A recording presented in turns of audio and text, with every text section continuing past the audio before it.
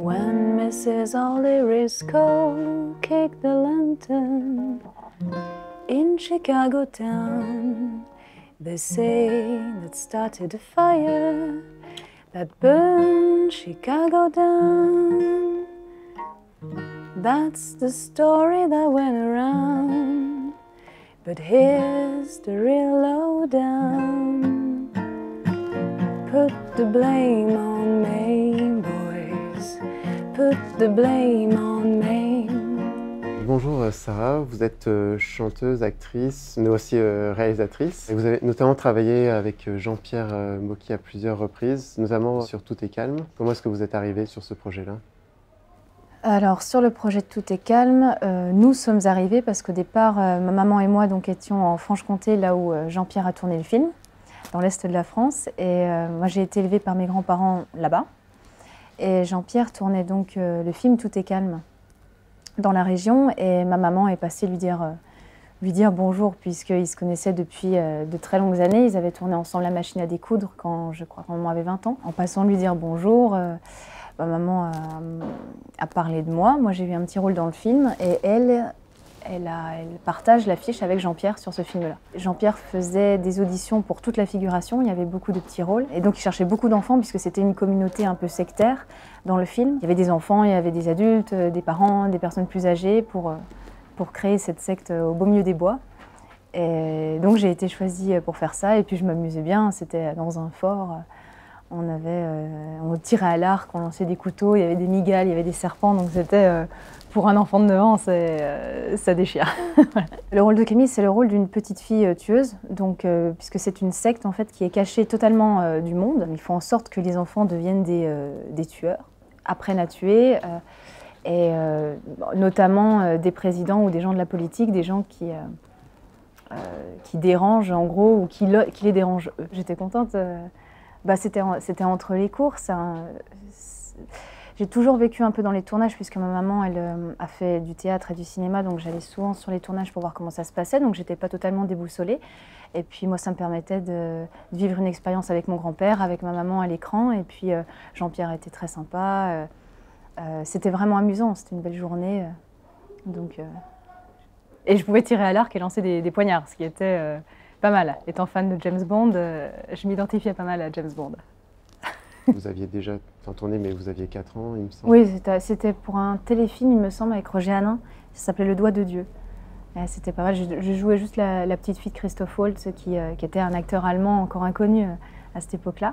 Et puis, non, cette expérience aussi, quand j'avais 4 ans, était amusante.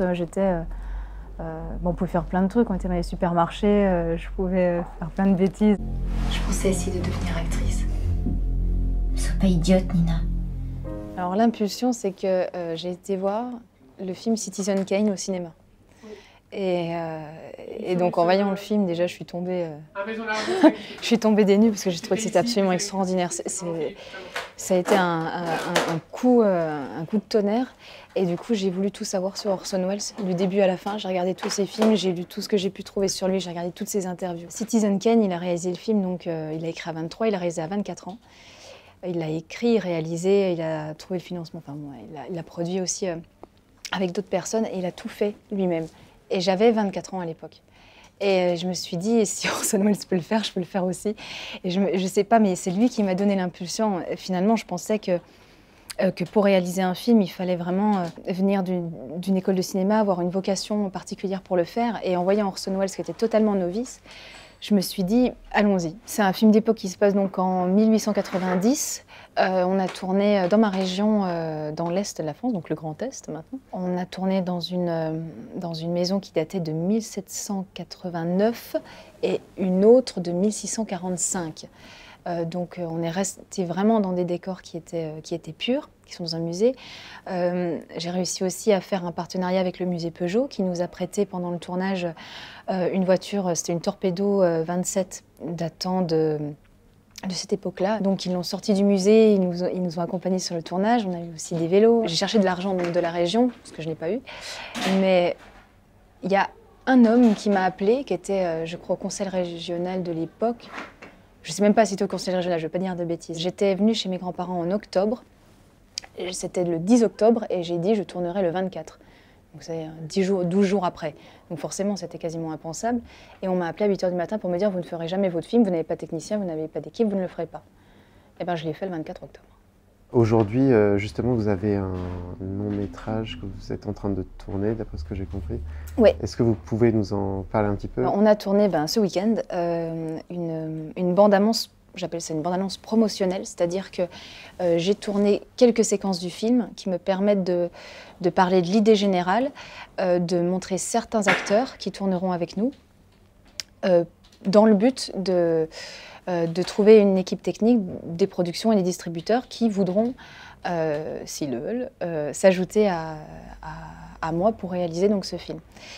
Donc là, il y aura une petite bande-annonce qui va sortir dans quelques jours et j'irai au Festival de Cannes cette année avec pour trouver des gens qui souhaitent devenir partenaires du film. T'as toujours voulu être flic? Ouais, c'était un rêve de gosse. Tu t'es jamais rendu compte que les assassins étaient beaucoup plus excitants? Pour qui?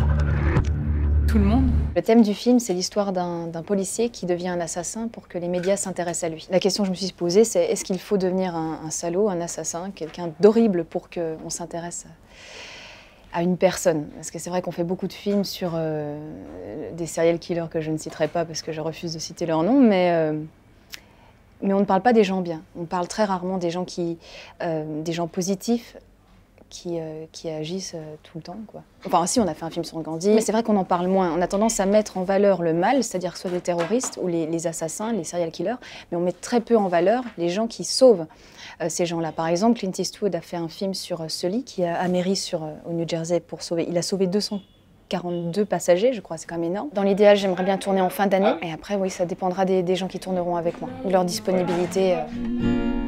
Remember the blizzard back in Manhattan, 1986. They say the traffic was tied up and folks were on a fix. That's the story that went around, but here's the real lowdown. Put the blame on Maine, boys. Put the blame on Maine.